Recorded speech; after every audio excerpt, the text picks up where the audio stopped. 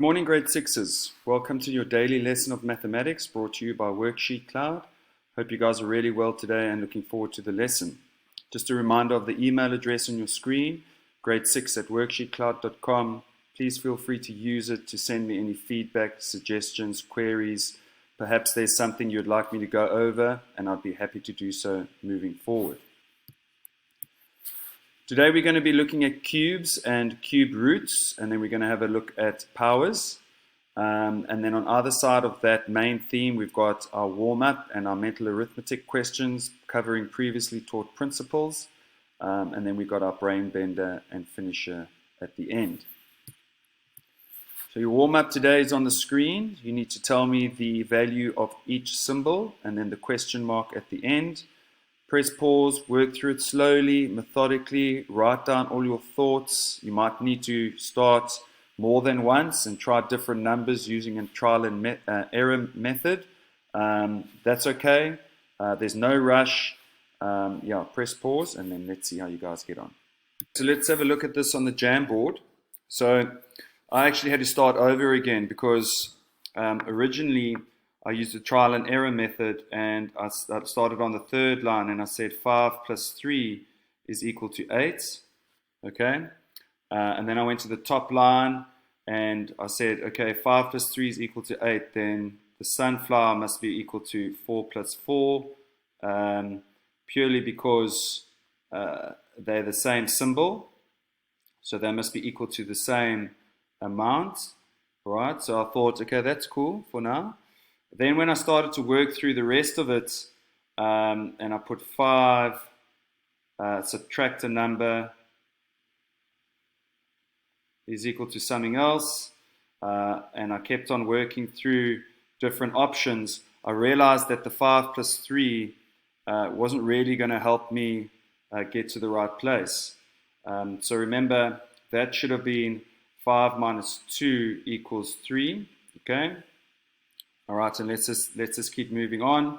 So 2 divided by 3 was not going to give me 2. Okay, so I now know that I had to go back and start again. Now, making mistakes in maths, that's all part of the process of learning about maths. If we didn't make mistakes, we wouldn't be able to learn about it. Okay, so don't beat yourself up if you've had to start again, like I did. It's all part of the process. So I tried some other numbers, then tried 7 plus 1 is equal to 8. Okay, the 4 plus 4 was correct. So we know that that again is 7 plus 1. All right. Then I can try and go and fill in different values. So 7 minus something is going to give me 1. So the red flower has got to be 6. Okay, so 7 minus 6 is equal to 1, right? So now that I know that the rows is equal to 6, 6 divided by the green flower, we know that the green flower is 1, okay, so that's going to give us 6. So that all works out okay. The algorithm at the bottom, or the multiplication sum at the bottom, so we know that our blue flower is 7, sunflower is 4, the green flower is 1, and the red rose is 6. Now remember, the commutative property of multiplication says that we can multiply in any order. Okay, so you could have said 7 times 4 is 28, 28 times 6 is 168. You could have said 4 times 6 is 24, 24 times 7 is 168. You could have said 7 times 6 is 42, then 42 times 4 is 168. Okay, so remember, you can change the order of the multiplication sum to suit you, to whatever you prefer. As we all prefer different ways of working things out, you've got to find what's comfortable for yourself. Okay, so guys, I hope you worked through that. And as I showed you, if you needed to start over because your original numbers weren't correct, then there's no problem with that. The key is to get to the correct answer at the end, and very well done if you work through it and manage to do that. 8 mental arithmetic questions are on the screen. Work through them slowly, methodically, write down all your calculations neatly. Don't rush through it. Check every question as soon as you've finished it. and let's see how you guys get on. Work through question number 1, 109,87. Sorry, let me neaten that up for you. 109,87 plus 659,62, and then we just add normally, and the decimals need to line up, remember, and we should get an answer of 769,49. Remember, the check strategy is to subtract one of the numbers in the question, and that should give you the number you did not subtract. So we subtract because that's the opposite of addition. Okay, and if we work through this, we will hopefully get 659,62, and that's exactly what we get. So I'm happy, calculations are correct, I can move on, I'm confident, I don't have to go back and check that answer ever again. Okay, so question 2, subtraction. And I'm sure by now you guys are pretty confident in subtracting numbers, but it's always important that we practice these concepts as often as possible, especially the checking strategy. So 11 minus 6 is 5, 8 minus 7 is 2, 8 and 8 is 0, decimals line up, 5 minus 3 is 2. Now if I do the opposite of subtract and add, and I go and add 3,876, I should get 5,891. If I add 5 and 6, then it gives me 11. So I need to carry the 1. If I add 2 and 7, I get 9. If I add that extra 1, I get 10. But now straight away, I can see that I've made a mistake somewhere, because there's a 0 here, okay, and this number here is not 0. Okay, so this is where the checking strategy becomes really, really important. Now I can go back and I can check, right, let me have a look. If that answer is 0 and it should be 8 as indicated above, then I must figure out where my mistake is. And you can see quite clearly over here that 8 minus 7 is not equal to 2. Okay, 8 minus 7 should be equal to 1. So now I can just change that. All right, I can go back, I can change that answer, and that is where the checking strategy becomes really, really useful. Okay, it can just eliminate careless errors like that. I know 8 minus 7 is 1, but it's very easy to make a careless error during any type of assessment. So I'm just trying to highlight here how important your checking strategies are.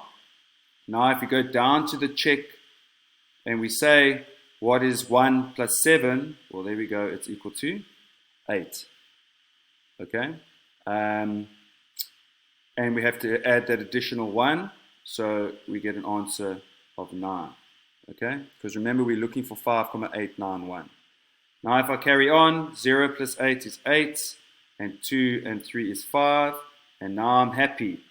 5,891, 5,891. Okay, so really important for you to understand that checking strategy, and to, I wanted to show you how useful it is.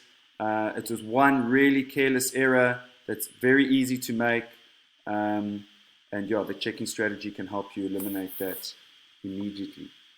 Right, let's move on to the third question, which is long multiplication. Okay, and that's 254 multiplied by 35. Now, I'm going to try to do doubling halving. Okay, let's see if it works out. So I'm going to halve 254, and that's going to give me 127, and I'm going to double 35 to 70. Now, I can't go any further because if I halve 127, I'm going to get a decimal number, which can complicate things. But I still think I can maybe do 127 multiplied by 7 and then add the 0 times 70. Okay, so 100 times 7 is 700, but then I need to add that 0. Okay, so 7,000. Then 20 times 70. So 20 times 7 is 140. But I also need to remember that additional 0 for 70 because it's a multiple of 10. And then 7 times 7 is 49, but I must remember the 0, so 490. And then it's just a case of straightforward addition. And I know that we're all pretty comfortable with addition, and that gives us 8,890. But let's check that with a different strategy. And we can check that with 254 multiplied by 35 in a column method. That's no problem. So 4 times 5 is 20, carry the 2. 5 times 5 is 25, plus the 2 is 27. And 5 times 2 is 10, plus the 2 is 12. Remember the 0 placeholder. 3 times 4 is 12. Then we need to add carry the 1. 3 times 5 is 15, plus that 1 is 16. Carry the 1 again. And 3 times 2 is 6, plus that 1 is 7. And then we can just compare 0 and 0, same. 7 and 2, 9, the same. We have to add there, sorry. 2 and 6, 8. Okay, they're the same. And 7 and 1 is 8. So they're the same. So I'm very comfortable and confident that both of my methods have actually worked out because the answers are the same. Remember, you guys choose your own method. I'm just trying to show you as many as possible because perhaps there's one that you feel more comfortable with that maybe you haven't done many times before. Question 4 is short division, okay, and we can do that using the short division method, and we're dividing by 5, and we know that this number ends in 5, okay, so it should give us a perfect answer with no remainders. So 5 goes into 5 once, goes into 6 once with 1 left over. Must line up the decimals. Goes into 11 twice with 1 left over. Goes into 18 3 times with 3 left over. And goes into 35 7 times. And there it is, nothing left over. To check, we must go 11, 2, 3, 7 multiplied by 5. And if we check this, we should get 56,185. So let's see if we do. It's 11, carry the 1, that's going to be 6 and 5. And there you can see both answers are the same. Okay. Addition of fractions with different denominators. So well done if you recognized that your lowest common denominator of 11 and 3 is 33. Okay. And then 11 goes into 33 3 times. 3 times 9 is 27. 3 goes into 33 11 times. So 11 times 2 is 22. And then when we add 27 and 22, we get 49. So that's going to give us an answer of 49 over 33. Okay? Remember that if you needed to change it into a mixed number, you would say, how many times is 33 going to 49? It's once. Okay, what's left over? 16 over 33. 071 multiplied by 100. We know that 3,071 will get bigger because we're multiplying, and we should know it gets bigger by 2 places because to get bigger by 1 place is to multiply by 10. To get bigger by 2 places is to multiply by 100. Okay, so your answer there is going to be 307,1. All right. Question 7 is really important to understand the order of operations. So if I had said 15 minus 10 is 5, 5 divided by 5, that would have equaled 1. Okay, but division needs to come first. So I need to say 10 divided by 5 is 2. And then 15 minus 2 is equal to 13. Okay, so the order in which you do things is really, really important. Division comes before subtraction. And then your last question is just a conversion question from milliliters to liters. And you need to remember that there are 1,000 milliliters in a liter. So here we don't even have 1,000. So that's going to be 0 liters, 375. And if I had to write that in a fraction, it's going to be 375 out of 1,000 because there's 1,000 milliliters in a liter. And there you can see how I get 0.375. Okay, so well done if you worked through those and you remembered those principles that we've gone through before. If you didn't, go back, make sure you understand, look for the online lessons with activities and memos to brush up those skills and to consolidate those that information and make sure you're confident moving forward. Okay, so today we're going to be looking at cubes, and there's one cube on your screen at the moment. And I'm just going to put up a few diagrams of perfect cubes, all right? And then you can have a look at how those cubes are made, okay? So, you know, one cubed is one. What I'm trying to say to you is that when I do 2 cubed, that actually results in 8 individual cubes. When we go into the next number and I had to say 3 cubed, then 3 cubes and actually end up with 27 cubes altogether. If I have to cube 4, then I've just got that diagram on the screen so you can see how we get an answer of 64 cubes. And then the last diagram would be 5 cubed, and that would give you an answer of 125 cubes. Okay, so that's just a little bit of a visual representation of what cubes look like, how they're broken up into the individual components, and how many individual cubes are actually in each term. So the numbers 1, 8, 27, 64, and 125, which you saw on the previous screen, are all called cube numbers. So if we wrote them out using arithmetic, then 1 cubed is the same as saying 1 times 1 times 1. Okay, so that little 3 on the top right hand side of the 1 indicates how many times you multiply 1 by itself. So 3 times. So 1 cubed, or 1 to the power of 3, is equal to 1. So 2 cubed, which means I multiply 2 by itself 3 times, 2 times 2 times 2 is equal to 8. The biggest mistake that I often see when we get to 2 cubed, 3 cubed, etc. is students actually end up adding the 2's instead of multiplying the 2's. Okay, so just be aware that when you cube the number, similar to when you square a number, you must multiply. So that's 2 cubed, or 2 to the power of 3. 3 cubed is 3 times 3 times 3, and that's how you get 27. All right, so that's 3 to the power of 3, or 3 cubed. 4 cubed, I'm multiplying 4 by itself 3 times. So 4 to the power of 3, or 4 cubed, is 64. And then 5 cubed, 5 times 5 times 5, 5 to the power of 3 is 125. Okay, so I need to find the cube roots of numbers. Okay, so finding the cube root is the inverse of finding the cube. All right, so when we did square numbers and square roots, to find the square root of a number, we looked for the number multiplied by itself. That gave me the square number. Okay, and this is very similar, except that now it's cubed. So 5 cubed, 5 times 5 times 5, yep, 125.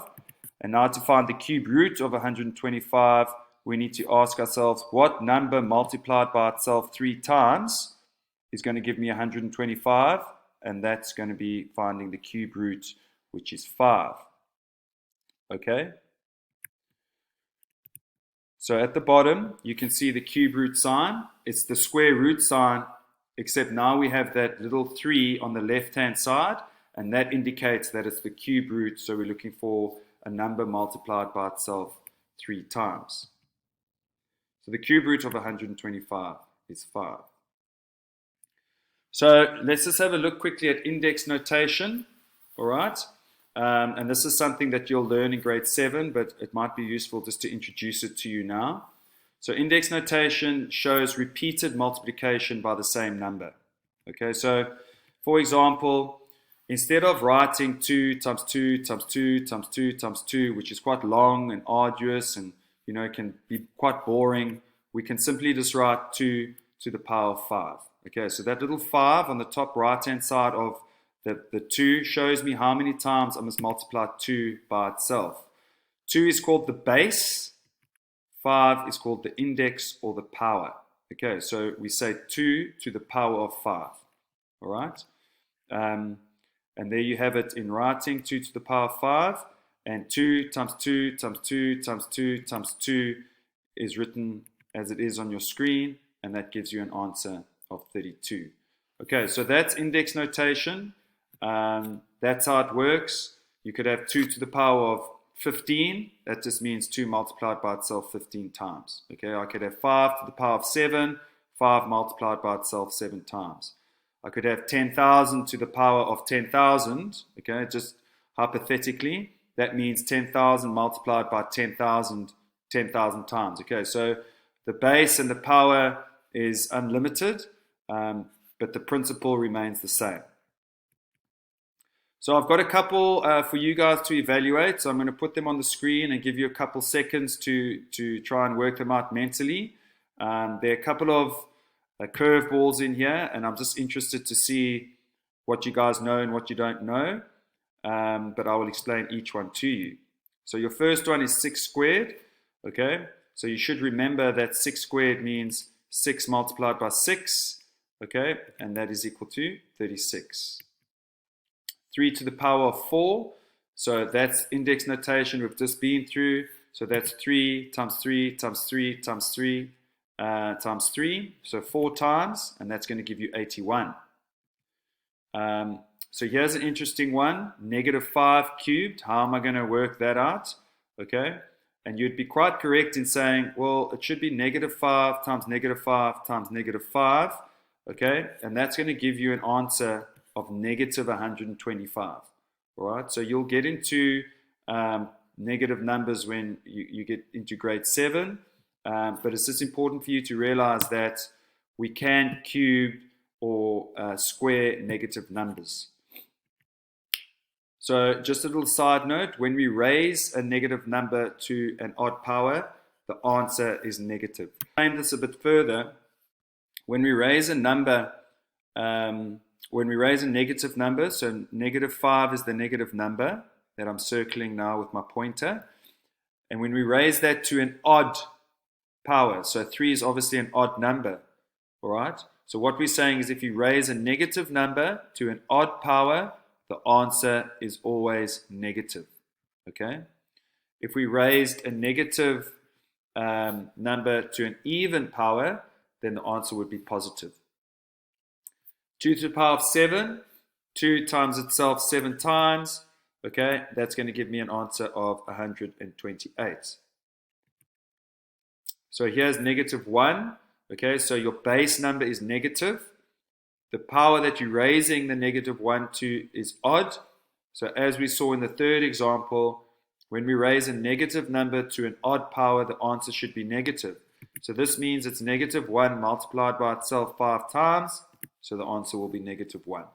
Remember, 1 times 1 or -1 times -1 is always going to give you an answer of 1.